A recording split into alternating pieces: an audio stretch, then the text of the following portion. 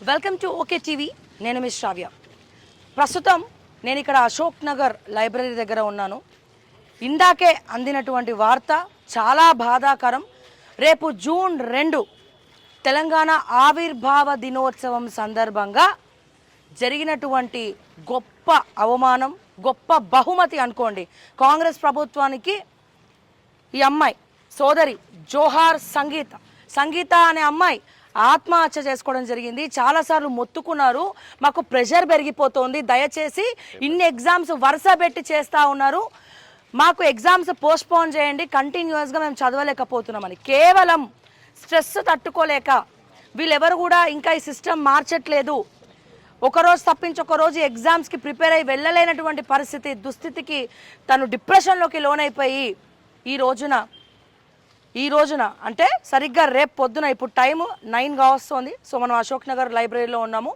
So Telangana ఆవిర్భావ దినోత్సవం ముందు రోజు సాయంత్రం ఒక నిరుద్యోగి, ఒక విద్యార్థిని ఆత్మహత్య చేసుకొని చనిపోవడం అనేది చాలా బాధాకరం. ఇది కాంగ్రెస్ ప్రభుత్వం యొక్క మొదటి కాదు, రెండో మూడో ఫెయిల్యూర్గా దీన్ని పరిగణలోకి తీసుకుంటున్నాం. ఎందుకంటే వీళ్ళందరూ మొత్తుకొని అలసిపోయి ఇట్లా ఆత్మహత్యలు చేసుకుంటా ఉన్నారు. సార్ మీరు చెప్పండి, ఏంది పరిస్థితి, ఎందుకు ఇటువంటి దుస్థితి? తెలంగాణ రేపు 2వ తారీఖు, మరి వీళ్ళకి ఏమైనా మంచి గొప్ప అనౌన్స్మెంట్ రేపు జూన్ 2 సందర్భంగా తెలంగాణ నిరుద్యోగులకు, తెలంగాణ విద్యార్థులకు ఒక మంచి ఏదైనా స్టేట్మెంట్ ఇస్తారేమో, ఏదో మంచి గిఫ్ట్ ఇస్తారేమో అనుకుంటే ఈ అమ్మాయి బలిదానం చేసి మరి కాంగ్రెస్ ప్రభుత్వానికి తన ప్రాణత్యాగం చేసి గిఫ్ట్ ఇచ్చింది. అసలు ఏ రకంగా చూడొచ్చు దీన్ని? అసలు మేము ఇప్పుడు నల్ల బ్యాచ్ని పెట్టుకోవాల్సిన పరిస్థితి అనుకోకుండా ఈ సంఘటన జరిగింది. కానీ ఈరోజు ఎక్కడైతే ఈరోజు సంతోష ఆలాపన జరగాలనో ఈరోజు విలాప గీతాలు పారాసుకునే పరిస్థితి ఈరోజు వచ్చింది. ప్రవళిక ఆత్మహత్య, ఎన్నికలకు ముందు ప్రవళిక ఆత్మహత్య, తర్వాత ఇక ఆత్మహత్యలు లేని తెలంగాణ, ఆత్మహత్య లేని నిరుద్యోగి, ఈరోజు ఒత్తిడి లేని నిరుద్యోగులు ఉంటారని చెప్పేసి ఆ రోజు మేము అందరము ఏవైతే మేము ప్రమాణం చేసినామో ఈరోజు దానికి పూర్తిగా బ్రేక్ అయిపోయింది. మొన్నటి దినాన నేను మొన్న ఎన్నికలకు ముందు ఎలక్షన్ కమిషన్ కలిసి ఈ ఎన్నిక ఖచ్చితంగా మీరు ఎలక్షన్ గ్రూప్ 2 ఎగ్జామ్ ఏదైతే ఉందో దాన్ని పోస్ట్పోన్ చేయాలి, ఎందుకంటే అన్ని బ్యాక్ టు బ్యాక్ ఎగ్జామ్ ఉన్నాయి. ఇక్కడ నీట్గా ఉన్నది. ఈరోజు సంగీత దేని వల్ల చనిపోయింది అనేది నీట్గా ఉన్నది. రాఘవేంద్ర నగర్లో కాలనీలో ఉంటూ గ్రూప్స్ పరీక్షలకు ప్రిపేర్ అవుతుంది. ఈ క్రమంలో ఈ ఒత్తిడి ఎందుకు వచ్చిందంటే ఒకళ్ళకి కాదు, నిరుద్యోగులకు అందరికీ. నేను దాదాపు ఒక 50 మన ఎన్నికల కోసం ఒక 50 సెంటర్లు తిరిగిన. ప్రతి దగ్గర మేము పోయి మాట్లాడినా కానీ మా తల లేపకుండా చదువుతా ఉన్నారు. అంటే అంత భయంకరమైన ఒత్తిడి. ఈ ఒక్క నెలలోనే ఇప్పుడు జూన్ 9వ తారీఖు గ్రూప్ 1 ఎగ్జామ్ ఉంది. అంటే కేంద్రానికి రాష్ట్రానికి రెండింటికి మీకు అనుసంధానం లేకుండా పరీక్షలు ఎట్లా పెడుతున్నారో నాకు అర్థమైతలేదు. 9వ తారీఖు అదే రోజు గ్రూప్ 1 ఉంది, అదే రోజు ఐబీ ఎగ్జామ్ ఉంది, అదే రోజు హాల్ ఎగ్జామ్ ఉంది. అంతేకాకుండా జూన్ 16వ తారీఖు సివిల్స్ ఎగ్జామ్ ఉంది, జూన్ 24వ తారీఖు హెచ్డబ్ల్యూఓ ఎగ్జామ్ ఉంది, జూన్ 30వ తారీఖు డిఓ ఎగ్జామ్ ఉంది. ఇప్పుడు దాదాపు ఇవి మూడు 6 ఎగ్జామ్స్ ఒకటే నెలలో ఉన్నాయంటే కొంతమన్నా దేర్ దిమాగ్ గాన్లు ఎవరైనా ఉంటే ఆలోచించాలి. కానీ మీరు ఇటువంటి ఈరోజు ఒక డీజీపీగా చేసినటువంటి వ్యక్తి ఇన్ని ఎగ్జామ్స్ మీ కేంద్రంతో ఈరోజు కర్ణాటక కానీ కేరళ కానీ తమ్ముడు జనార్దన్ చెప్పిన అన్ని రాష్ట్రాలు కూడా కేంద్రంతో కోఆర్డినేట్ చేసుకొని ఆ ఎగ్జామ్ గ్యాప్ ఉండేటట్టుగా చూసుకుని ఉన్నదే టెట్ ఎగ్జామ్ రాశాను. బ్యాక్ టు బ్యాక్ ఎగ్జామ్ రాస్తే వీళ్ళ పైన ఎంతో మళ్ళీ నువ్వు ఇచ్చిన పరీక్షలేని 753 పోస్టులు ఏమో ఇచ్చినావు, అంతే, అంత మించి నువ్వు ఇవ్వలే. మరి కోఆర్డినేషన్ లేకుండా ఈ రోజు నువ్వు ఇవ్వడం వల్ల ఈ రోజు ఇంత పెద్ద సంఘటన ఈ రోజు జరిగింది. కాబట్టి నేను ఏందనంటే ఈ రోజు ఒత్తిడి పెరుగుతాను, ఒకళ్ళు చూసి ఒకరు. అందుకని నేను చేతులు ఎత్తి నేను దండం పెడుతున్నాను తెలంగాణ బిడ్డలందరికీ. మీరు ఆత్మహత్యలు చేసుకోవద్దు, ఎందుకంటే ఇవి జరుగుతూ ఉన్నాయి, ఇవి ఆగాయి. మన కొట్టాలు బంద్ చేసినాం, మన ప్రశ్నలు బంద్ చేసినాం, మనం జరుగుతున్న అన్యాయాల పైన గొంతెత్తులు బంద్ చేసినాం. కాబట్టి ఇవి జరుగుతున్నాయి. మనం సచ్చుడు కాదు. ఎవడైతే సావాలనో, ఎవడైతే నిజంగా శిక్షకు అర్హుడో, ఎవరైతే విద్యార్థుల యొక్క హక్కులను కాలరాస్తుండో అటువంటిలు సిగ్గుపడాలి. ఈరోజు ప్రభుత్వం ఖచ్చితంగా మేము అందరు ఎంతమంది మొత్తుకున్నా పరీక్ష ఒకటి వాయిదా అయ్యింది, టైం ఇమ్మని అడిగినాం. డిసెంబర్ వరకు మీరు అన్ని ఎగ్జామ్స్ పెట్టుకోమన్నాం. ఎట్లా మీరు ఎగ్జామ్స్ అయినాక ఈరోజు 1584 ఏడబ్ల్యూ పోస్ట్ అయినాయి, 2022 అయినాయి. ఇలాంటి కోర్టు కేసులు సర్టిఫికేట్ వెరిఫికేషన్ నువ్వు నౌకరిస్తలేవు కదా. మరి దీన్ని పోస్ట్ పోన్ చేస్తే నువ్వు పెట్టానే తెల్లారి నౌకరిస్తున్నావా ఏంటి? కాదు కదా. ఈ రోజు విద్యార్థుల పైన నువ్వు ఒత్తిడి తగ్గియాలి. ఇంకోటి నేను ముఖ్యంగా చెప్పేది ఏంటంటే ఈ సందర్భంగా, ఎందుకంటే ఒక మరణం వృధా పోవద్దనే ఉద్దేశంతో నేను చెప్తున్నది ఏంటంటే ఈరోజు ప్రతి డిపార్ట్మెంట్ పైన ఎన్ని ఖాళీలు ఉన్నాయి రివ్యూ మీటింగ్ పెట్టాల్సిన అవసరం ఉన్నది ముఖ్యమంత్రిగా. ఏ డిపార్ట్మెంట్ ఎన్ని ఖాళీలు ఉన్నాయి. మొన్న నేను కానీ విఠలన్న కానీ పృథ్వీ అన్న మేము తీసినప్పుడు ఒక్కొక్క డిపార్ట్మెంట్ టోటల్గా అన్ని కలిపితే 2,67,326 పోస్టులు ఖాళీలు ఉన్నాయి.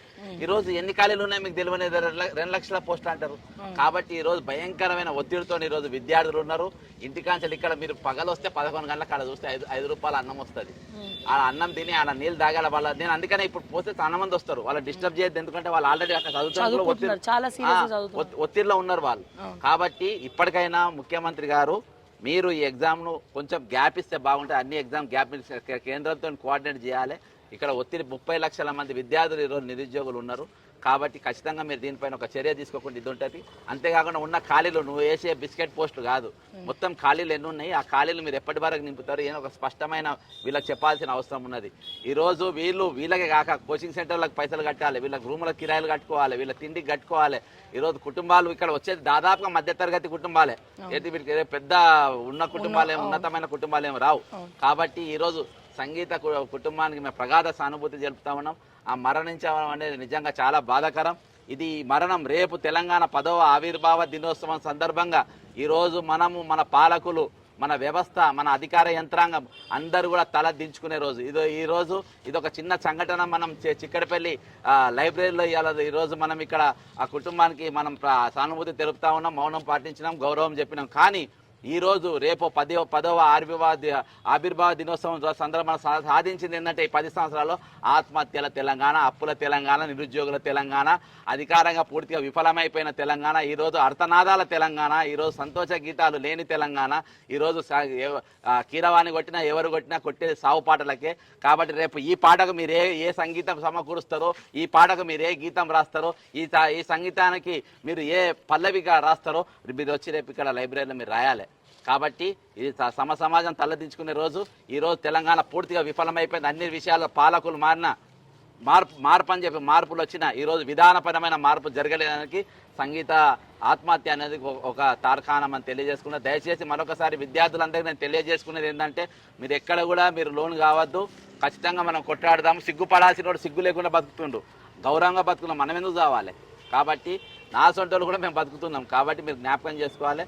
మరొకసారి విద్యార్థులందరూ కూడా మేము పిలుపునిస్తున్నాం. ఆ కుటుంబానికి, సంగీత కుటుంబానికి నిజంగా దీన్ని కూడా డైవర్ట్ చేయొద్దు. ప్రబలిక తల్లిని తీసుకొచ్చి స్టేట్మెంట్ పిచ్చి చేష్టలు చేయొద్దు. ప్రభుత్వానికి కూడా చెప్తున్నా, అమ్మాయి దీనివల్ల స్పష్టంగా ఉన్నది దేనివల్ల చనిపోయింది అనేది మీ విధానాల వల్ల, మీ వైఫల్యాల వల్ల ఈరోజు అమ్మాయి చనిపోయింది. బ్యాక్ టు బ్యాక్ ఎగ్జామ్ ఒత్తిడి పెరిగి ఈరోజు అమ్మాయి చనిపోయింది. కాబట్టి మీరు మళ్ళీ తల్లిదండ్రులను కూర్చోబెట్టి అందుకు చనిపోయిందని ఇదివరకు కేటీఆర్ ఇప్పించినట్టు స్టేట్మెంట్ మీరు పిచ్చి వేషాలు వేయద్దు.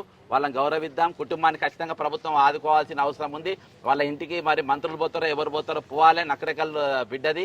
కాబట్టి అక్కడికి మీరు పోయి ఆ కుటుంబానికి ఆర్థిక సాయం చేయాలి. అంతేకాకుండా వారి ఇంట్లో ఒకరికి ప్రభుత్వ ఉద్యోగం కూడా ఇవ్వాలని కోరుకుంటూ సెలవు తీసుకుంటున్నా. సంగీత కుటుంబానికి ప్రగాఢ సానుభూతి. అట్లాగే ఇక్కడ కొంతమంది నిరుద్యోగులు ఉన్నారు, విద్యార్థులు ఉన్నారు, ఎగ్జామ్స్కి చాలామంది ప్రిపేర్ అవుతున్నారు, కొంతమంది ఇక్కడ ఉన్నారు. వాళ్ళ ఒకసారి ఏమనుకుంటున్నారు అనేది ఒకటి అడిగి తెలుసుకుందాం. అన్న మీరు చెప్పండి. సో గత ప్రభుత్వానికి ఈ ప్రభుత్వానికి ఏమైనా తేడా అనిపిస్తుందా? ఇక్కడ కూడా అంటే ఈ ప్రభుత్వం ఏర్పడిన తర్వాత జరిగినటువంటి మొట్టమొదటి ఆత్మహత్య. చాలాసార్లు మీరు అందరూ కూడా మొత్తుకున్నారు, దయచేసి ఎగ్జామ్స్ పోస్ట్పోన్ చేయండి, ఒకే నెలలో ఇన్ని ఎగ్జామ్స్ మేము రాయలేకపోతున్నామని చెప్పి. సో ఏం చెప్తారు మీరు? బల్మూరి వెంకట్ ఏమన్నాడు? బల్మూరి వెంకట్ అంతకుముందు మీకోసం కొట్లాడినటువంటి వ్యక్తి, అండ్ చాలామంది అశోక్ లాంటి వాళ్ళు కావచ్చు, ఇంకొంతమంది అసలు ఎక్కడ కూడా కనుమరుగైపోయినటువంటి కనిపిస్తూ ఉన్నది. సో మీ అభిప్రాయం ఏంటి?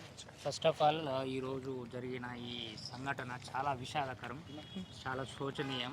మన సోదరి మనతో పాటు చదువుకొని ఎన్నో కలలు కంటూ ఉద్యోగం సంపాదించుకోవాలని ఆశపడ్డ మన సోదరి మన మధ్యలో లేకపోవడం చాలా శోచనీయం. దీనికి ఎవరు కారణం? దీని వెనుక, ఈ ఆత్మహత్యకు వెనుక ఉన్న కారణం ఎవరు?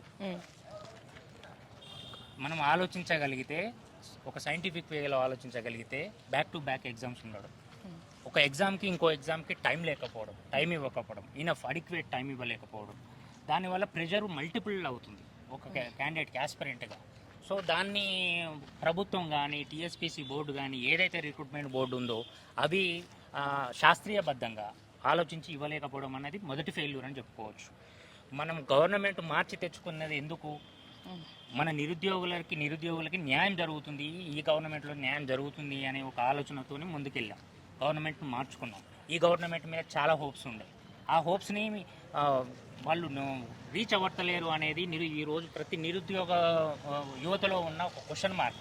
ఆ క్వశ్చన్ మార్క్కి ఆన్సర్ ఎవరు ఇవ్వాలి? ప్రభుత్వం ఇస్తుందా? టీఎస్పీసీ బోర్డు ఇస్తుందా? ఎనీ అదర్ రిక్రూట్మెంట్ బోర్డు ఇస్తుందా? ఇవ్వాల్సిన అవసరం ఈరోజు వచ్చింది. ఈరోజు మరణం అనేది ఒక విద్యార్థి 24 years అమ్మాయి చనిపోవడం అనేది చాలా పెద్ద విషయం. అది రేపు మన తెలంగాణ ఆవిర్భావ దినోత్సవాలు జరుపుకుంటున్నాం. దానికి ఎవరు దీనికి సొల్యూషన్ ఎక్కడ దొరుకుతుంది? గవర్నమెంట్ నుంచి దొరుకుతుందా? బోర్డు నుంచి దొరుకుతుందా? అదే గవర్నమెంట్ ఆలోచించుకోవాల్సిన విషయం.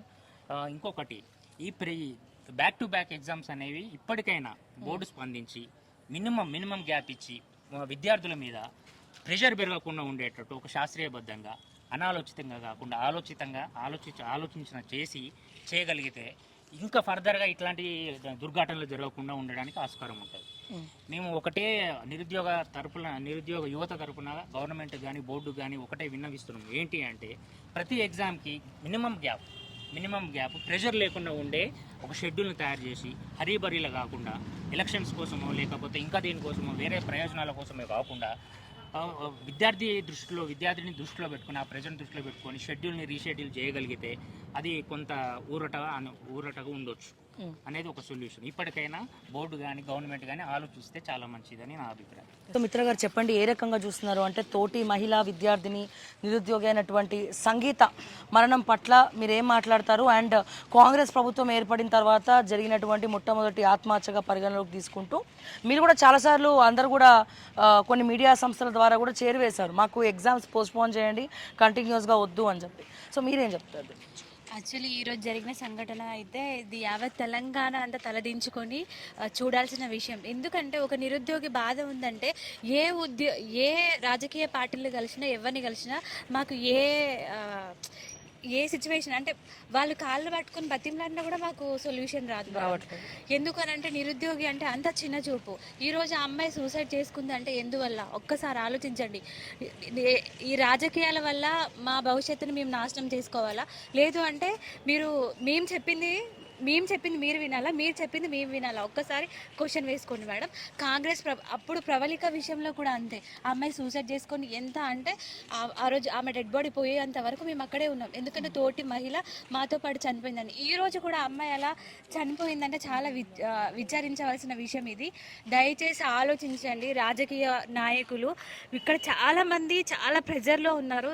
అయినా కూడా మేము ఎవరం బయటికి రాలేని సిచ్యువేషన్ ఉందంటే మీరు 1 by 1 ఎగ్జామ్ అనేది ఇట్లా పెట్టుకుంటూ వస్తున్నారు. ఆ ఒత్తిడి మేము ఎవరికి చెప్పుకోలేకపోతున్నాం మేడం. యాక్చువల్ మేము టీఎస్పీఎస్సీ బోర్డు కూడా మేము వెళ్ళి కలిసినాం, కంప్లైంట్ ఇచ్చాం. అయినా కూడా ఏంటిది వాళ్ళ సానుకూలంగా సరే మేము చేస్తాము అన్న పాజిటివ్ వేలోనే మాట్లాడుతున్నారు. ఇంకొక విషయం ఏంటిదంటే సార్ మహేందర్ రెడ్డి గారు అంటే తన పదవి కాలం అయిపోవడానికి దగ్గరకు వచ్చింది, తన ఏజ్ అనేది అయిపోతుంది కాబట్టి ఈ ఎగ్జామ్ కంపల్సరిగా గ్రూప్ 1 అనేది జరగాలి అన్న వేలో ఉంది అని చెప్పేసి కొంతమంది ఈ సమాచారాన్ని ఇచ్చారనమాట. దయచేసి మీ పదవులు అయిపోతాయనో లేకపోతే ఏదో అని చెప్పేసి ఆలోచించవద్దు సార్. ఇది నిరుద్యోగుల భవిష్యత్తు. ఎందుకంటే ఎన్నో సంవత్సరాల తర్వాత మాకు వచ్చిన ఆపర్చునిటీ. ఇప్పుడు మీరన్నది నిజమైతే ఆయన పదవి అయిపోతే మీ అందరికి పదవులు వచ్చే సమయం కదా ఇది. అదే మీ పదవుల కోసం మా భవిష్యత్తును మేము నాశనం చేసుకోవాలా, లేకపోతే మా జీవితాల కోసం మీరు ఏం చేయాలనుకున్నారో ఒక్కసారి ఆలోచించండి. ఇదే సిచ్యువేషన్ మీ ఇంట్లో ఎవరికైనా ఫేస్ అయితే ఆలోచిస్తారా? మేము విలేజ్లో నుంచి వచ్చి మేడం నిజం చెప్తున్నాం, కారంతో తిని కూడా వాటర్ తాగుతూ తిన్నామా లేదా అని చెప్పేసి మా పేరెంట్స్ కష్టపడుతూ ఇంత దూరం తీసుకొచ్చారు. ఆలోచించండి. ఈరోజు ఈ చావులకి నేను కూడా చాలా డిప్రెషన్లో ఉన్నా మేడం నిజం చెప్పాలంటే. ఎందుకు అనంటే రేపొద్దున నాకు ఒక మంచి జాబ్ వస్తుంది, సొసైటీలో ఉంటున్నాం, ఉమెన్గా ఒక ముందుకు తీసుకెళ్ళాలి, నాకంటూ ఒక బాధ్యత ఉంటుంది కదా అన్న వేలో ఉన్నాం. ఉమెన్ ఎంపవర్మెంట్ రావాలి అంటే మీరు ఇలా అణిచి వేయొద్దు. కంపల్సరిగా మీరు స్త్రీలందరికీ మీరు సపోర్ట్గా ఉండాలి. రేపు పొద్దున తెల్లారితే రాష్ట్ర ఆవిర్భావ దినోత్సవం దేనికి జరుపుకుంటారు? ఇలాంటి చావుల కోసమేనా మీరు జరుపుకునేది? ఆలోచించండి ఒక్కసారి. మీరు బయటకు వస్తే ఇక్కడ ఒక విషయం నేను అడగదలుచుకున్నా. ఎందుకంటే ఇక్కడ గవర్నమెంట్ ఉద్యోగాలతో ఏం పని, ప్రైవేట్లో చాలా ఉద్యోగాలు ఉన్నాయి కదా. మేము ఉమెన్ ఎంపవర్మెంట్ అంటే ప్రైవేట్లోకి వెళ్ళొచ్చు కదా, ప్రభుత్వ ఉద్యోగమే మీకు కావాలా అని చాలామంది మాట్లాడుతూ ఉన్నారు, క్వశ్చన్ చేస్తూ ఉంటారు. సో వాళ్ళకి మీరు ఇచ్చే సమాధానం ఏంటి? మేడం ప్రైవేట్ జాబ్స్ చేయలేక కాదు, మాకు గ్రాడ్యుయేషన్ లేక కాదు. నేను ఆల్రెడీ MBA గ్రాడ్యుయేట్ని. చేయాలి అంటే సాఫ్ట్వేర్లో చాలా ఉంది. నాకు ఒక రిజర్వేషన్ ఉంది, నేను ఒక ఎస్టీ అమ్మాయిని, నాకెందుకు ఏమంటారు గవర్నమెంట్ జాబ్ వద్దు, ఆ జాబ్ ఉంటే నాకు కూడా నా ఫ్యామిలీకి నా సిచ్యువేషన్ అంటే రేపు పొద్దున నేను ఒక మ్యారేజ్ అయితే నా లైఫ్ స్టైల్ కూడా నేను మార్చుకోవచ్చు. ఆ ఉద్దేశాలతో మేము గవర్నమెంట్ జాబ్ అనేది మేము చూస్ చేసుకున్నాం. మా లైఫ్ స్టైల్ని మేము చేంజ్ చేసుకోవాలి, మా భవిష్యత్తులకి మేము తీర్చిదిద్దుకోవాలి అన్న వేలోనే మేము ముందుకు వచ్చాం మేడం. ప్రైవేట్ సెక్టార్ అనేది ఒక వే, కాకపోతే గవర్నమెంట్ అనేది ఒక ఆపర్చునిటీ మాకు, అందువల్ల మేము ఈ వేను ఎంచుకున్నాం మేడం. జోహార్ సంగీత, జోహార్ జోహార్, జోహార్ సంగీత, జోహార్ జోహార్. ఈరోజు మనకు తెలంగాణ రాష్ట్రంలో బీఆర్ఎస్ ప్రభుత్వంలో ఆత్మహత్యలతోటి యువత మొత్తం చనిపోతుంటే కుప్పలు కుప్పలుగా శవాలు పేరుతుంటే ఆ శవాల వద్దు అని చెప్పేసి కాంగ్రెస్ వస్తే కష్టాలు పోతాయని చెప్పుకొని నిరుద్యోగులందరూ కూడా కంకణం కట్టుకొని బస్సు యాత్రలు చేసి ప్రతి ఒక్కరు ఇక్కడ లైబ్రరీలలో ఉండొద్దు, మన కష్టాలు పోతే ఈ కాంగ్రెస్ వస్తే కష్టాలు పోతాయని ఇళ్లలోకి వెళ్ళి ప్రచారం చేసి ముసలోళ్ళతోటి ముత్కోళ్ళతోటి యువతతోటి అందరినీ చైతన్యం పరిచి ఓట్లు వేపిస్తే వచ్చినాక ఈ కాంగ్రెస్ ప్రభుత్వం కూడా ఎగ్జామ్లు ఇచ్చేటటువంటి డేట్స్లలో కూడా ఇక్కడ ఉన్నటువంటి రిక్రూట్మెంట్ బోర్డులలో ఏమాత్రం సమన్వయం లేకుండా ఇవ్వడం జరిగింది. దానివల్ల విద్యార్థులందరూ కూడా ఒక క్లమ్సీ అయిపోయి డేట్స్ అన్ని బ్యాక్ టు బ్యాక్ ఎగ్జామ్స్ రావడము. అదే కాకుండా ఇప్పుడు వీళ్ళు వచ్చినప్పుడు ఏం చెప్పారంటే గ్రూప్ 1లో, గ్రూప్ 2లో, గ్రూప్ 3లో కూడా భారీ సంఖ్యలో పెంచుతాం పోస్టులు, 2 లక్షల ఉద్యోగాలు ఖాళీ ఉన్నాయన్నారు. గ్రూప్ 1లోనైతే 1000 పోస్టులు 1500 అని చెప్పేసి కాంగ్రెస్ రాగానే ఒక 15 రోజులు ఒక దంపుడు బేరం పెట్టిరు యూట్యూబ్లలో మొత్తం కోచింగ్ సెంటర్లు అందరూ. దాంతో అందరూ కూడా ఊర్లలో ఉన్నటువంటి వాళ్ళు అప్పుడు చలికాలం పత్తులు తీసుకునేటటువంటి వాళ్ళు పత్తులు తీసుకొని కూలి పనులు చేసుకొని వరి నాట్లో పోయి డబ్బులు సంపాదించుకొని మూటమ్ములే చదువుకొని ఇక్కడికి వచ్చారు. దాని తర్వాత అలా 60 పోస్టులు పెంచారు. గ్రూప్ 2, గ్రూప్ 3లో అసలు ఒక్క పోస్టు కూడా పెంచకుండా ఇచ్చారు. ఈ గ్రూప్ 2, గ్రూప్ 3 పోస్టులు చిన్న జోన్ల వల్ల అసలు ఒక్కొక్కరికి కొన్ని కమ్యూనిటీల్లో అయితే 1-2 పోస్టులకే క్వాలిఫై అవుతారు, కొన్ని కమ్యూనిటీలలో ఒక్క పోస్టు కూడా రావట్లేదు. అలాంటి వాళ్ళు మేము 5 ఏళ్ళు 10 ఏళ్ళు చదువుకున్నాం, ఇక మేము అన్నీ ఇక కాంగ్రెస్ రాదు, ఇక బీఆర్ఎస్ఏ వస్తే మళ్ళీ మా బతికేందని అందరు మూటముళ్ళే చదువుకొని ఇమ్లీవన్ బస్ స్టాండు జేబీఎస్కు అన్ని మూటలు చదువుకొని పోతుంటే ఈ కాంగ్రెస్ వాళ్ళు వచ్చి మీరు అట్లా పోవద్దు, రారి కాంగ్రెస్ని గెలిపిరి, మీరు అశోక్ నగర్కి రారి, మీరు చదువుకోరు యూనివర్సిటీలకు రారని చెప్తే ఊళ్ళలోకి పోయేటోళ్ళని తీసుకొచ్చి ఇక్కడ కూర్చోబెట్టి ప్రచారాలు చేయించి ఇప్పుడు గెలిచినాక వాళ్ళు ముఖం చాటేసిర్రు. దీనివల్ల ఈ ఒక చెల్లె చనిపోయింది. వాళ్ళు డేట్లు ఇచ్చినప్పటి నుండి కూడా మేము చెప్పినాం మీరు పోస్టులు పెంచకుండా ఇచ్చిర్రు. ఇది బీఆర్ఎస్ ప్రభుత్వంలో ఏ విధంగా ఆత్మహత్యలు జరిగినాయో కాంగ్రెస్ ప్రభుత్వంలో కూడా అలాంటివి జరుగుతాయి, ముందు చర్యలు తీసుకోండి, డేట్స్ ఇచ్చేటప్పుడు ఒక కమిటీని వేయండి. ఇక్కడ మేధావులు అనేటటువంటి వాళ్ళు మేనిఫెస్టోలు ఉన్నటువంటి వారు ఆగ్నూరు మురళి అయినా, ఆల్దా జానయ్య అయినా, కోదండరామ్ సార్ అయినా ఇలాంటి వాళ్ళందరూ మేధావులు ఉన్నారు కదా, మరి వాళ్ళందరూ ఎటుపోయారు అని నేను ఎన్నో వీడియోలలో ప్రశ్నించడం జరిగింది. ఇక్కడ విజయోత్సవ ర్యాలీ జరిగినప్పుడు ఇక్కడ మురళి సారు, కోదండరామ్ సారు అందరూ వచ్చారు. బల్మూరి వెంకట ఏమన్నా నిరుద్యోగులకు ప్రభుత్వానికి నేను మధ్య వారధిగా ఉంటున్నాడు. ఈయనకు చెప్పినప్పుడు ఈ వారధి ఎడిపోయిందో ఈ వంతెన కూలిందో మాకైతే ఏం అర్థం కావట్లేదు. ఆయన దగ్గరికి పోతే ఉలుకు లేదు పలుకు లేదు. రియాజ్ సార్ ఏమన్నాడు, నేనైతే వారధిని కాదు ఇక వంతెనే కడతాను చెప్పిండు. ఆయన అయితే ఇంకా అసలు ఏదన్నా లేరు. వీళ్ళని అడిగితే అంటారు మాది ఏమీ లేదు కాంగ్రెస్లో, మేము వాళ్ళ దృష్టికి తీసుకుపోవడం అన్నారు. మీరు దృష్టికి తీసుకుపోయేది ఏంది? ఇక్కడ మీడియా వాళ్ళు ఎంతోమంది ఉన్నటువంటి వాళ్ళు వాళ్ళ దృష్టికి తీసుకుపోతున్నారు. వాళ్ళ మీద ఎట్లా అంటే దున్నపోతు మీద వాన పడ్డట్టు ఉంది. ఎందుకు ఈ పదాలు వాడాల్సి వస్తుందంటే ఇంకా ప్రాణాలు పోయినాక ఇంకా మేము ఎన్నాళ్ళు ఓపిక పట్టాలి, ఇక మీకు ఓపిక లేదా అని అన్నారు. ఇప్పుడే వచ్చింది కాంగ్రెస్ అన్నారు. ఆ ప్రభుత్వంలో కూడా అంతే అన్నారు. 5 ఏళ్ళు ఇప్పుడే పుట్టిన బిల్ల పాకులాడుతుంది, మీకు ఉబులాటం ఆగట్లేదు అన్నారు. 5 ఏళ్ళు మంచిగానే ఉంది. గత 5 ఏళ్లలోనే వాళ్ళ మీద వ్యతిరేకత వచ్చింది, ఇష్టం వచ్చినట్టు చేసిరు. మీకు ఆడ ఇంకా మరి 5 ఏళ్ళు ఆగుతాం, 4 ఏళ్ళు ఆగుతాం. ఇంక నిన్న ఒక ఆయన అన్నాడు 6 గ్యారంటీలకు 4 సంవత్సరాలు 6 నెలలు నిండిన తర్వాత అడగమన్నాడు. మరి మాకు కూడా ఉద్యోగాలకు అదే చెప్పి ఏదో ఒక క్లారిటీ. మేము నీ 2 లక్షల ఉద్యోగాలకు ఆశపడలేదు, నీ జాబ్ క్యాలెండర్ కక్కుర్తి పడలేదు. మేమందరం అనుకున్నది కూడా ముక్త కంఠంతో ఇక్కడున్న నిరుద్యోగ లోకము డిఎస్సిలో మెగా డిఎస్సి నువ్వు అన్న 26,000కు ఆశపడ్డరు, గ్రూప్ 2లో నువ్వు పెంచుతున్న 2,000కు ఆశపడ్డరు, గ్రూప్ 3లో నువ్వు 3,000కు ఆశపడ్డరు, టీఎస్పీఎస్సీని ప్రక్షాళన చేస్తామని సంతోషపడ్డరు. వీటి వల్ల టీఎస్పీఎస్సీని ప్రక్షాళన చేస్తే మంచిగా జరుగుతాయి అనుకున్నారు. ఇప్పుడు మాకు అనిపిస్తుంది, ఏమనిపిస్తుంది తెలుసా, ఈ ఫోన్లు ట్యాంపరింగ్ చేసిన ఆయన ఓఎంఆర్లను ట్యాంపర్ చేయడా, ఫోన్ ట్యాపింగ్ చేసినోడు ఓఎంఆర్లను ట్యాంపర్ చేయలేడా చెప్పరి. ఇలాంటి వాళ్ళని తెచ్చినా కానీ మేము ఏదో ఇక పోనీ ఏదో ఒకటి రాసుకుంటామని ఊకోబట్టాయి వీళ్ళు ఇంతగానం చేస్తున్నారు. ఈ మహేందర్ రెడ్డి దగ్గరికి పోతే ఆయన ఏమంటాడు, కూర్చోపెడతాడు, మాట్లాడతాడు, పంపిస్తాడు, ఆయన చేసే పని ఆయన చేస్తాడు. మరి మొన్నటి వరకు మీరే కదా ఆయనకు సాక్షాత్తు రేవంత్ రెడ్డి అన్నాడు పింక్ కట్ డ్రాయర్లు, పింక్ బన్నీలు, పింక్ చెప్పులు పంపిస్తున్నాడు. మరి అలాంటి ఆయన అప్పుడు పింక్ బట్టలు వేసుకున్నాయని ఇక్కడ 3 రంగుల జెండాలు వేసుకున్నాడా, కాంగ్రెస్ జెండాలు వేసుకున్నాడా, కాంగ్రెస్ బట్టలు కప్పుకున్నాడా చెప్పాల్సిన అవసరం ఎంతైనా ఉంది. ఈ రోజు కనుక మేము కనుక ఒక చెల్లె చనిపోయినాక మేము స్పందించకపోతే ఇది మా అంత దౌర్భాగ్యమైన స్థితి ఉండదు. అసలు ఇది ఈ తెలంగాణ గడ్డేనా కాదా అనుకుంటారు. కాబట్టి ఖచ్చితంగా దీన్ని ఖండిస్తున్నాం. విద్యార్థి లోకమా, నిరుద్యోగులారా, మనం ఆత్మ బలిదానాలు వద్దు. ఈ బీఆర్ఎస్లో జరిగినట్టు ఎవరు ఆత్మహత్యలు చేసుకోవద్దు. ఖచ్చితంగా ఈ కాంగ్రెస్కు బుద్ధి చెప్పాల్సిన అవసరం ఉంది. ఇప్పటికైనా చెప్తున్నాం, నువ్వు ఇచ్చినటువంటి గ్రూప్ 1 డేట్లను 3 వారాలు పోస్ట్ పోన్ చేయమన్నారు. పక్క రాష్ట్రాలలో 16 రాష్ట్రాలు కూడా రీషెడ్యూల్ చేసుకున్నాయి. యూపీఎస్సీ రీషెడ్యూల్ చేసుకుంది. మరి నువ్వు ఎందుకు అంత పంతానికి పోతున్నావు? ఈ పంతంలో ఉన్నటువంటి వెనక నీ పనితనం ఏముంది, నువ్వు చేసుకున్న కమిట్మెంట్లు ఏమున్నాయి?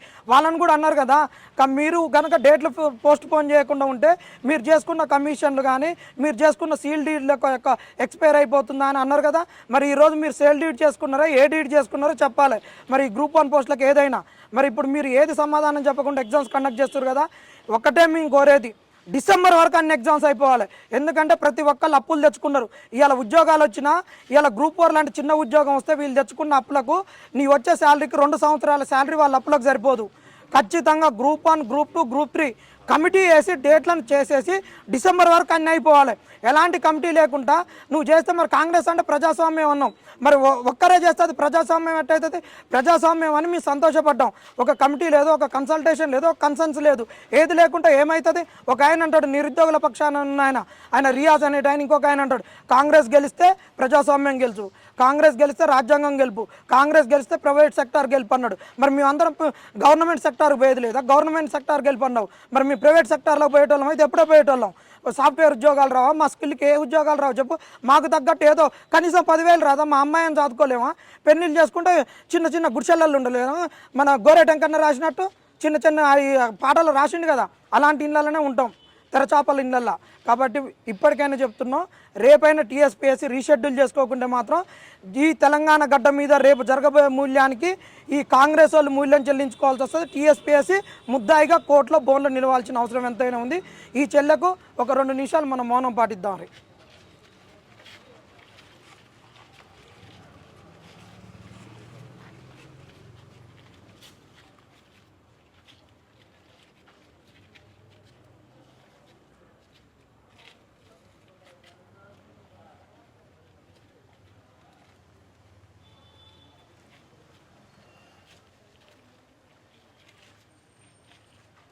జోహార్ సంగీత, జోహార్ జోహార్.